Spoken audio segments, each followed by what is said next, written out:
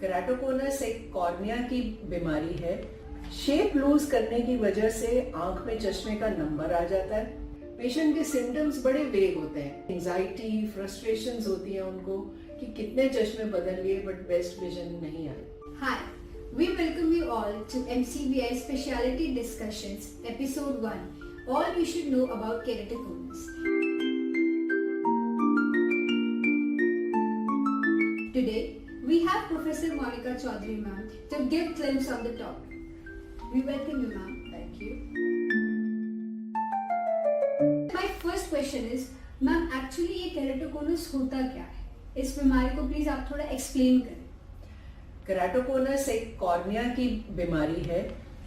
Cornea एक front का transparent हिस्सा होता है जहां से लाइट पास होती है आई के अंदर। ये कॉर्निया की एक पर्टिकुलर थिकनेस होती है। कुछ पेशेंट्स में या कुछ लोगों में ये कॉर्निया पतला होता है और पतला होने की वजह से ये कॉर्निया अराउंड 15 साल 12 साल की एज के बाद ये पतला होके प्रोजेक्ट आउट करना शुरू कर देता है और अपनी शेप लूज कर देता है। शेप लूज करने की वजह से आंख में चश्मे का नंबर आ जाता है और ये नंबर बढ़ता जाता है। ये नंबर इस तरह से वेरिएबल होता है कि बेस्ट चश्मा दे के भी विजन जो है करेक्ट नहीं हो पाती है और इस डिसीज का प्रोग्रेशन नोन है। बहुत से केसेस में ये बढ़ता है, लगभग 10-12 साल तक इसकी प्रोग्रेशन फास्ट होती है। फिर मोस्ट ऑफ द केसेस में ये एक तरह से प्लेटो हो जाता है। बट यस, मैंने 47 इयर्स में भी प्रोग्रेशंस देखे हैं।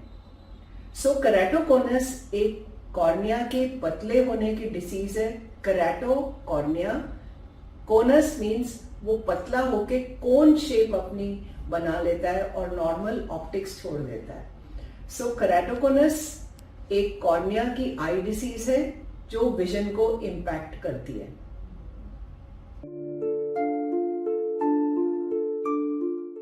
So ma'am, my next question is that what is the impact of keratoconus on visual functions? हमारे विजन पे ये कितना अफेक्ट करता है? ओके, सो इस चीज को समझाने के लिए सबसे पहले हमने कहा कि जो आई की ऑप्टिक्स में फ्रंट पार्ट है ये अपनी शेप लूज कर चुका है।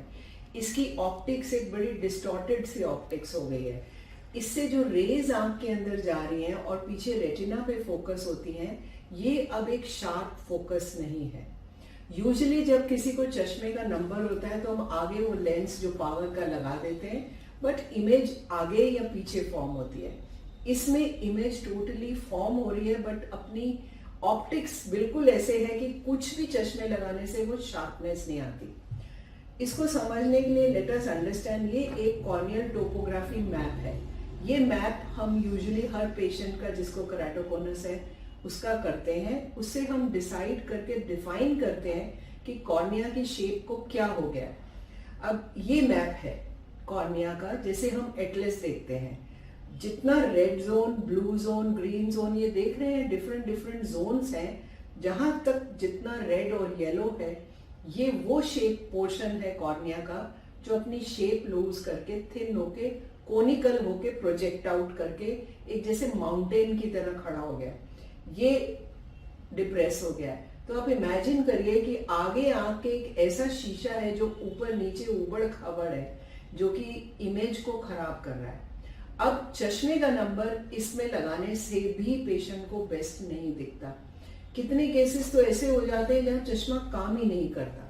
कितनों में ऐसे कि चश्मा काम करता है बट एक आई में पावर इतनी ज्यादा है, एक में कम है, बैलेंसिंग खराब हो जाती है, या वो इस पावर का बन निकल के आता है जो कि पेशेंट को कंफर्टेबल नहीं होता।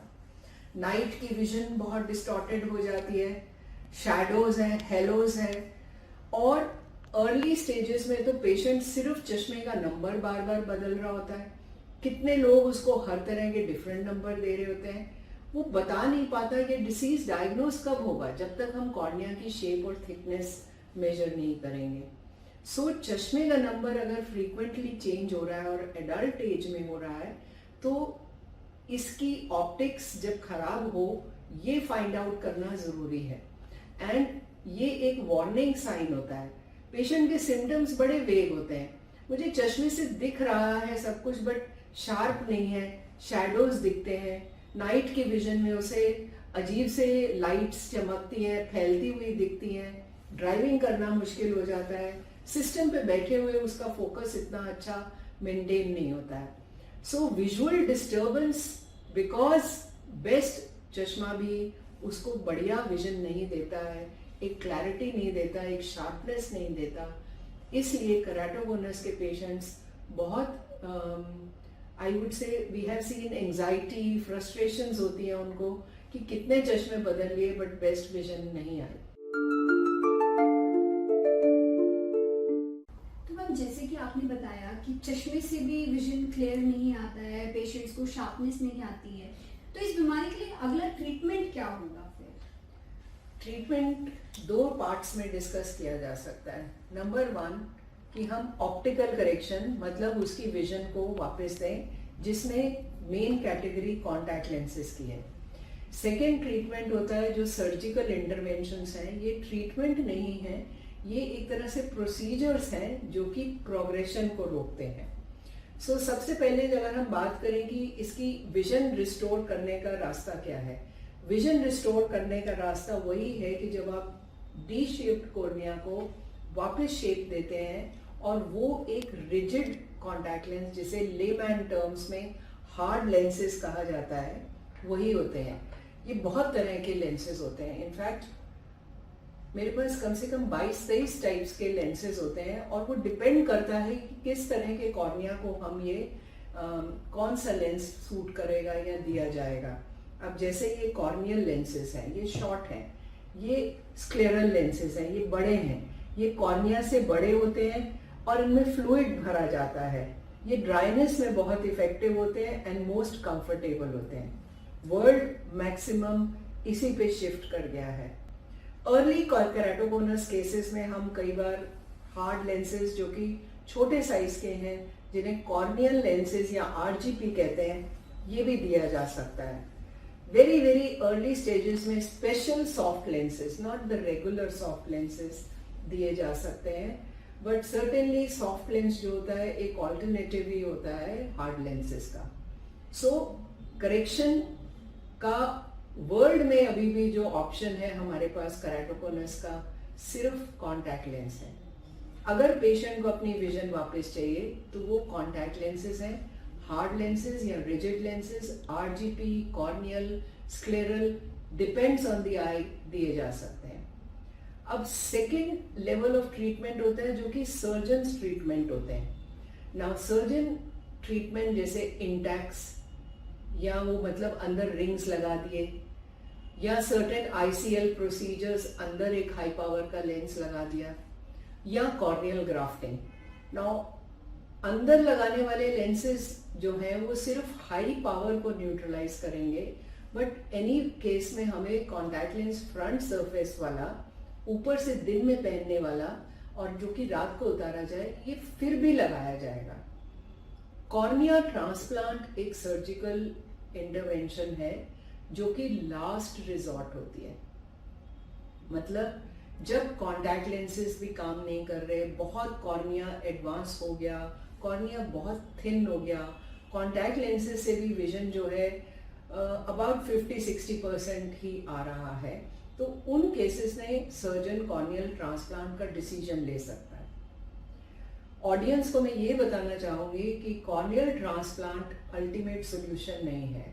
हर ट्रांसप्लांट की एक लाइफ होती है और ट्रांसप्लांट के बाद भी डेटा रिसर्च ये कहता है कि 70% ऑफ पेशेंट्स में हमें फिर से हार्ड लेंसेज लगाने पड़ते हैं। सो ये एक ऑप्शंस जितनी भी सर्जिकल हैं, ये एक अल्टीमेट सॉल्यूशंस नहीं है। कई केसेस में ट्रांसप्लांट फेलियर्स भी हुए हैं, बट आजकल बहुत रेयर होते हैं। सो मैनेजमेंट ऑप्शन, विजन वापस लाना, सिर्फ कॉन्टैक्ट लेंस ही एक तरीका है। जो भी मैम अब तक हम जान पाए हैं कि कितनी सीरियस कंडीशन ये है, तो आपके पेशेंट्स पॉइंट ऑफ व्यू से ये कितना प्रोग्रेशन रेट है, कितना सक्सेस रेट है, या कितना प्रेवलेंस रेट इस केराटोकोनस बीमारी का आजकल हो रहा है? केराटोकोनस की प्रेवलेंस वेरी करती है डिफरेंट पॉपुलेशंस में, 1 in 100 से लेके 1 in 2000 तक है, और शायद काफ़ी केसेस तो रिपोर्ट ही नहीं हो पाते हैं। अब सक्सेस रेट की बात अगर कहें, मेरे पेशेंट्स में सक्सेस रेट मैंने जो देखा है, कॉन्टैक्ट लेंस पहन के इनकी लाइफ बिल्कुल नॉर्मल हो जाती है, बिकॉज बेस्ट विजन उन्हें मिल जाती है जो कि एक नॉर्मल विजन की तरह है। और लाइफ में डिफरेंस सिर्फ यही है कि उनको चश्मा बेस्ट नहीं है, कॉन्टैक्ट लेंसेज विजन सक्सेसफुली देते हैं। इसमें मेरे कई पेशेंट्स मेडिकल प्रोफेशन से भी हैं, कितने पेशेंट्स हैं जो कि बहुत फास्ट एक्टिव लाइफ है, ड्राइविंग करते हैं, सिस्टम्स पे है, 20-20 घंटे पढ़ते हैं, छोटे छोटे बच्चे हैं, 10 साल, 11 साल, 12 साल, और एजुकेशन भी बहुत अच्छे से कंप्लीट कर रहे हैं, करियर्स बहुत अच्छे हैं। द ओनली डिफरेंस इज उन्हें लेंसेज ही सक्सेस रेट देते हैं। So in our case I have seen lenses पहनने से विजन परफेक्ट काफ़ी हद तक हो जाती है, बोथ आइज बैलेंसिंग अच्छी हो जाती है, और पेशेंट्स की सक्सेस स्टोरीज लाइफ वापस ट्रैक पे आ जाती है। प्रोग्रेशन बहुत कम केसेस में देखा गया है। अगर कोई बहुत छोटा बच्चा है, जैसे यूजुअली मैंने कहा ये बीमारी प्यूबर्टी के आसपास आती है, कोई 10, 11, 12 साल का बच्चा है, तो इसके अंदर प्रोग्रेशन होने के रिस्क हाई है।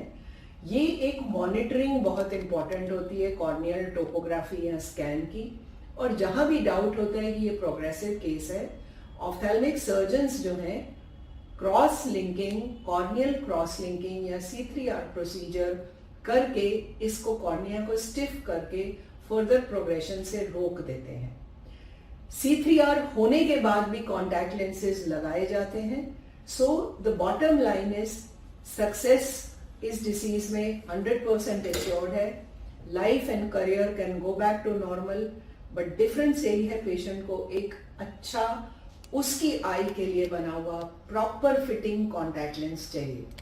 कॉन्टैक्ट लेंसेज में ऐसा नहीं होता है कि आपने एक बार ले लिया, this has to be regularly monitored by the contact lens specialist and needs a follow up at least once every 6 months.